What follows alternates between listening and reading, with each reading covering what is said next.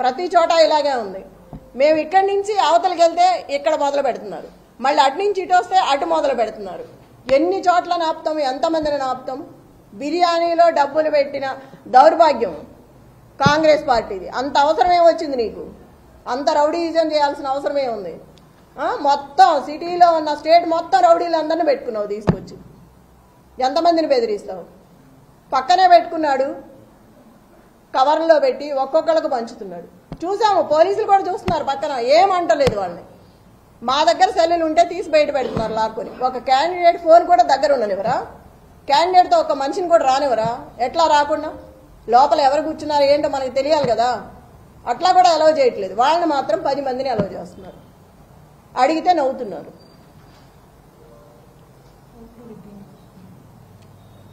Rigging చేస్తున్నారు. ఇప్పుడు వచ్చే ఆ మహిళను కూడా కరెంటు బిల్లు తీసుకురమ్మని వెనక్కి పంపించారు. ఎంత అన్యాయం! భయపెట్టి కరెంటు బిల్లు అవసరమా మనకు ఓటేయడానికి?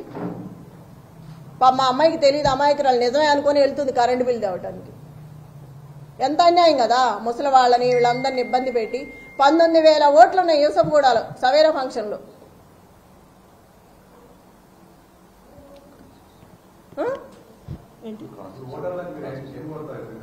వికలాంగులకి ఎన్ని పెట్టాలి? వీల్ చైర్స్ మనం 19,000 మంది అంటే ఎన్ని పెడతాము?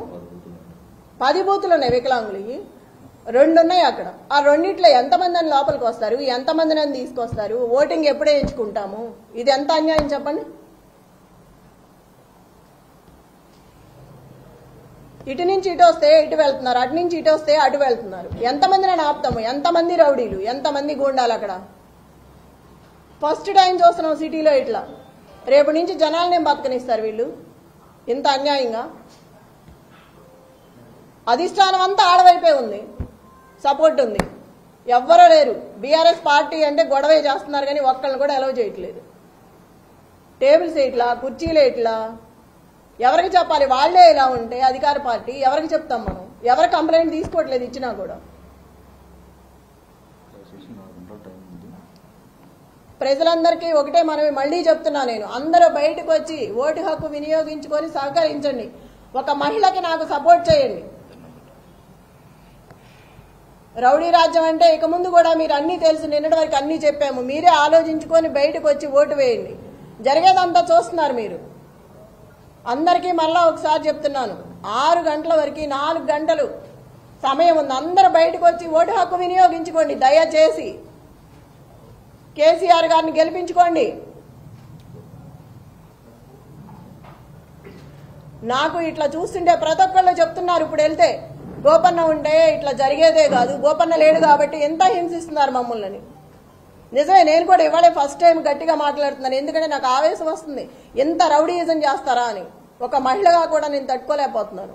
తోటి మహిళలను కూడా ఇబ్బంది పెడుతున్నారు వస్తా అంటే. ఓటు వేయకపోతే రేపు మీ సంగతి ఉంటుంది. నన్ను బెదిరించాడా? ఆ నల్లగా ఉన్నాడు, ఏం పేరు, నవీన్ యాదవ్ మనిషి, ఆ 150 మందిలో ఉన్నాడు. రేపు చెప్తా నీ సంగతి అంటున్నాడు. నన్నే బెదిరిస్తున్నాడు, రేపు చూస్తా నీ సంగతి ఏందో అని. ఇంత అరాచకమా? ఏడిస్తే ఏడిసానంటారు, నవ్వితే నవ్వానంటారు. ఏంది పిచ్చి గొడవలన్నీ? బాధ రాదా మనిషి అన్నాక?